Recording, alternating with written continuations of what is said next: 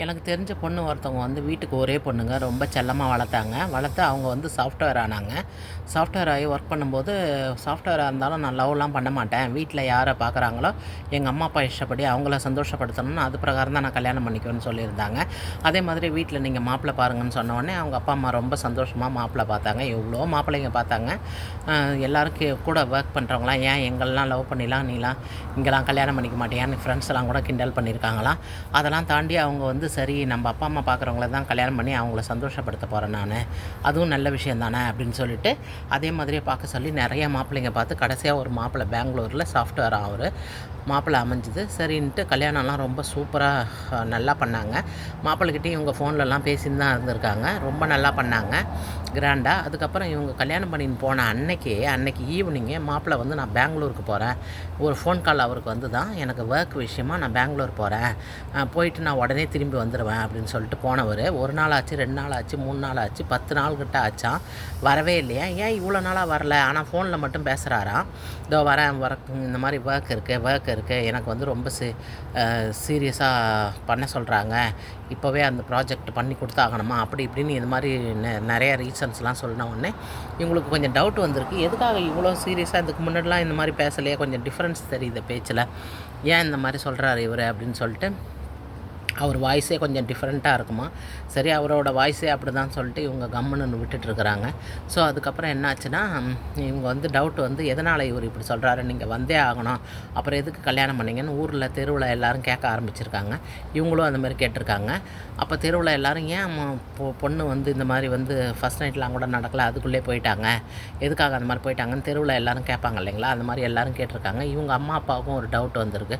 எதனால் இந்த மாதிரி மாப்பிள்ளை வந்து சொல்லவே இல்லை இந்த மாதிரி ஒர்க் இருக்குன்னு, கல்யாணத்துக்கு முன்னாடிலாம் சொல்லவே இல்லை, திடீர்னு சொல்லிட்டு இந்த மாதிரி போயிருக்காரு அப்படின்னு சொல்லிட்டு சந்தேகப்பட்டிருக்காங்க. அதுக்கப்புறமா நீ வந்தே ஆகணும்னு சொல்லி இவங்க ஒய்ஃப் வந்து இந்த பொண்ணு வந்து ரொம்ப கட்டாயப்படுத்தியிருக்கு, நீ வந்தே ஆகணும்னு. சரின்னு இவர் வந்திருக்காரு. வந்துட்டு அதே மாதிரியே ஃபஸ்ட் டே வந்து சண்டை போட்டாராம். வந்த அன்றைக்கே நீ என்னை கட்டாயப்படுத்தி வர வச்சுட்டேன்னு சொல்லி சண்டை போட்டு இவங்ககிட்ட பேசாமே இருந்திருக்காரு 4-5 நாள். அப்போ வந்து இவங்க 2 பேருமே பேசாமே இருந்திருக்காங்க. அதுக்கப்புறம் திருப்பி எனக்கு ஒர்க் இருக்குது நான் போகணும் அப்படின்னு இவர் சொன்ன பிறகு தான் சரி ஏதோ சந்தேகம் வந்து எந்த மாதிரி சொல்கிறாரு, அப்போ வந்து பொண்ணு கூட டச்சிலே இல்லை இவர், இது ஏதோ டவுட்டாக இருக்குது அப்படின்னு சொல்லி இவங்க டவுட் பண்ணியிருக்காங்க. அப்பயும் அவர் வந்து விட்டு கொடுக்காம திருப்பி ஊருக்கு போயிட்டாராம். திருப்பி ஊருக்கு போயிட்டு அதே மாதிரி ஒரு வாரம் இருந்திருக்காரு. அதனால் இவங்க இந்த பொண்ணு என்ன சொல்லியிருக்கு, நீங்கள் வந்தே ஆகணும். இந்த பொண்ணு வீட்டில் அவங்க அம்மா என்ன சொல்லியிருக்காங்க, எனக்கு சந்தேகமாக இருக்குது, இது ஏதோ பிரச்சனையோன்னு எனக்கு பயமாக இருக்குது, அதனால் என் பொண்ணை நான் இந்த மாதிரி கல்யாணம் பண்ணி கொடுத்துட்டேன், அவளுக்கு வந்து நான் தான் மாப்பிள்ளை பார்த்து வச்சேன், ஆனால் வந்து இப்போ எனக்கு பயமாக இருக்குது அப்படின்னு சொல்லி அவங்க பயந்துருக்காங்க. சரின்னு சொல்லி தெருவில் எல்லாருக்கிட்டையும் பேசி அவங்க அம்மா அப்பா கிட்ட பேசுகிறதுக்கு அவங்க அம்மா வந்து கொஞ்சம் சாஃப்டாக பேசுகிறாங்களாம். ஆனால் அவங்க அப்பா வந்து அதெல்லாம் அவனோட ஒர்க்கை விட பொண்ணு கூட இருக்கிறது தான் முக்கியமாக, எப்போ வேணாலும் இருக்க போகிறாங்க என்ன இப்போ அப்படின்னு சொல்லி ரொம்ப ஹார்ஷாக பேசினாராம்.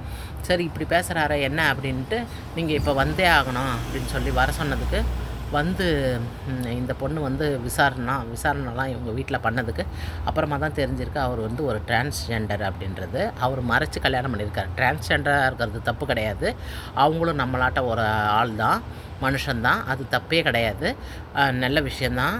ஆனால் அதை வந்து மறைச்சி கல்யாணம் பண்ணாங்க பாருங்கள், அதுதான் அங்கே தப்பு. ஸோ வந்து அந்த மாதிரி மறைச்சி கல்யாணம் பண்ணது தெரிஞ்சு உடனே இவங்க ஃபேமிலியோடு சேர்ந்து அவங்க அம்மா அப்பா இந்த பொண்ணை கூட்டிகிட்டு போயிட்டுருக்காங்க, வா வீட்டுக்கு போகலாம் நீ அப்படின்னு சொல்லிட்டு. அப்புறம் அவங்க கோர்ட்டுக்கெலாம் போனதுக்கு உடனே இந்த கல்யாணம் வந்து செல்லாது, ஏன்னா இது வந்து பொய் சொல்லி சீட் பண்ண கல்யாணம், இது செல்லாதுன்னு சொல்லிட்டாங்க. அந்த பொண்ணுக்கு வந்து வேறு கல்யாணம் பண்ணி அந்த பொண்ணு இப்போ 2 குழந்தைங்களோட சூப்பராக வாழ்ந்துகிட்டு இருக்கு. வேறு ஒரு உண்மை ஸ்டோரியோட உங்களை சந்திக்கிறேன். தேங்க்யூ.